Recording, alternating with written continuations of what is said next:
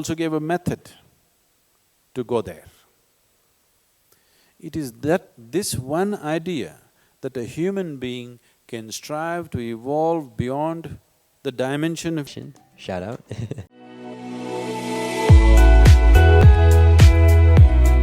Conscious practice.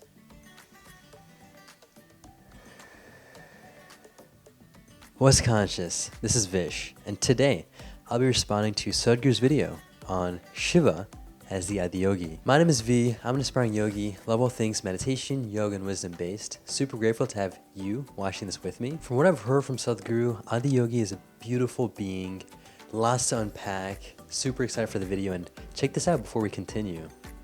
Got this little sculpture from the Isha Foundation, shout out. Without further ado, let's get into the video.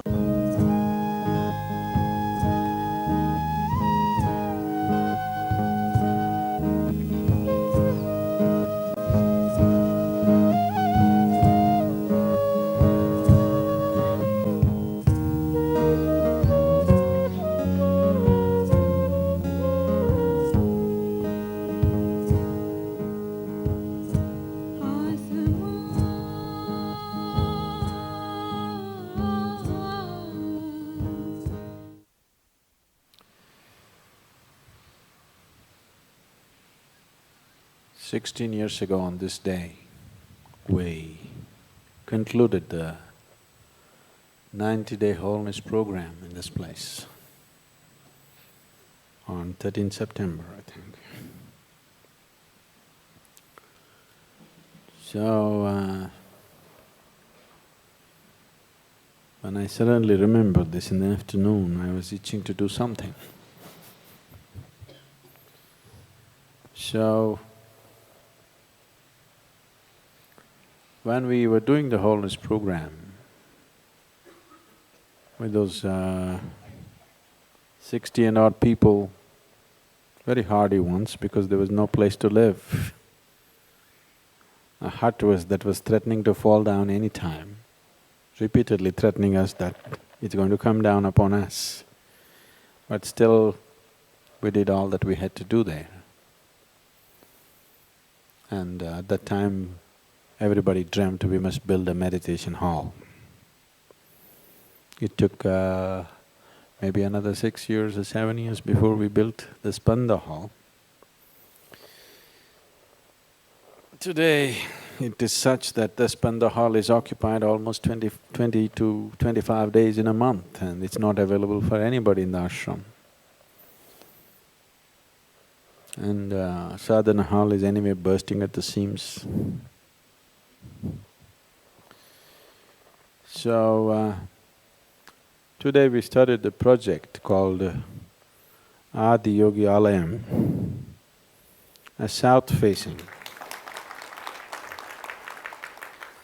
a meditation hall which is south-facing, because Adi Yogi, when he sat as a guru, he sat south-facing. So this meditation hall is south-facing, and we will have a wonderful consecration which will befit him for this hall. So,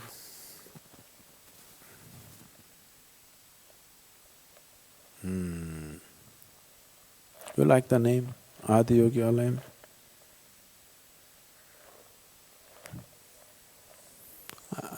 I've been thinking we have to have something in his name, because this fundamental possibility has evolved from this one idea that he put in those 7 people's minds. He made them thirst for something beyond the limitations of their existence. He put this hunger into their stomach. He put this hunger into their hearts that they want to be something more than what we normally know as a human being. Every creature has come with a framework. An ant can do certain things. I'm sure there are some champion ants which can do little more, but within that framework. A tiger can do something, but within that framework. An elephant can do something, but within that framework. A human being can do something within that framework. A certain dimension of whatever. He put this idea that you don't have to limit yourself to your dimension. You can transcend this. There is another way to be, a completely different way to be. This idea, he not only gave the idea and the thought, he also gave a method to go there. It is this one idea that a human being can strive to evolve beyond the dimension of his present existence, which is the basis of this whole civilization and culture. It does not matter whether somebody calls himself a Hindu or a Buddhist or a Jain or a Sikh or whatever. All of them are striving for this one idea, that they want to cross these limitations and attain to liberation. The idea of mukti, the whole culture is… the centerpiece is mukti, please see. Everything that we are doing here in this culture is essentially towards that there is a possibility of transcending all limitations and getting there. There has never been a more revolutionary idea on this planet. Since his time, nobody has come up with a more revolutionary idea than this, that you can transcend the very limitation, the very dimension in which you exist. When I was in United States, somebody asked me who is one person in the Western world who has played a big role in, evolving human consciousness. Without a moment's doubt, I said Charles Darwin. They said, Charles Darwin, he's only a naturalist. I said, for the Western world, he's the one who gave the idea that you can evolve. So Charles Darwin, though in no way was he spiritual, he saw this thing in nature, that everything is evolving. A single-celled animal is becoming a multi-celled animal, a multi-celled animal is becoming more complex and more complex, from one dimension to another. Life is evolving. So there is a possibility for a human being also to evolve beyond his present limitations. It's a natural progression of theory of evolution. For one to go beyond his limitations, even to strive, the compulsion should go, the compulsiveness should go. This compulsiveness, one dimension, one fundamental dimension of compulsiveness is your own prarabdha. Prarabdha is the allotted karma, and it is like a coiled spring, it wants to find expression. It will not spare anybody.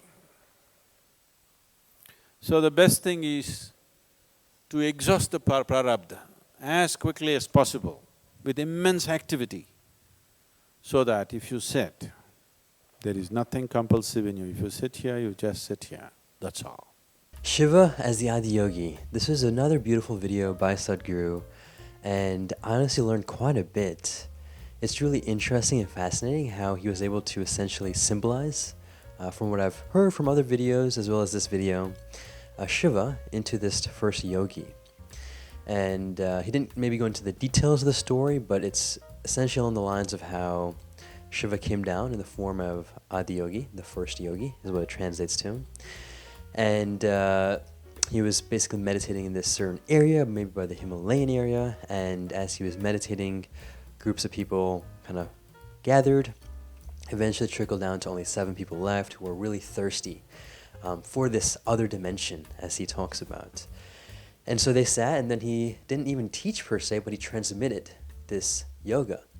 And it is through him that yoga started in this world. And And I love how we talked about this other dimension, right? It's essentially, if you think about it, most of us are trying to break these boundaries, the physical limits that we have. We have a certain amount of money, we want more money. We have a certain amount of love, we want more love.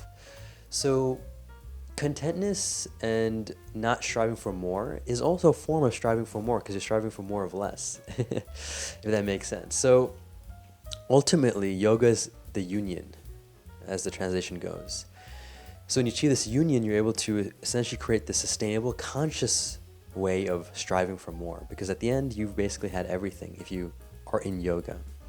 So it's a beautiful, beautiful technology, as he calls it as well. I'm super grateful for you watching this, and if you were curious about how to make this more practical, I'd encourage you to check out the Isha Foundation. They have lots of practices and programs to check out. Thank you all so much. I appreciate you. If you have any other video reaction requests, topics, or guests that you want to see on the show, you can comment down below.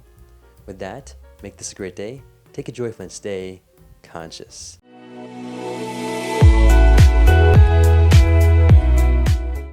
Ecstasy.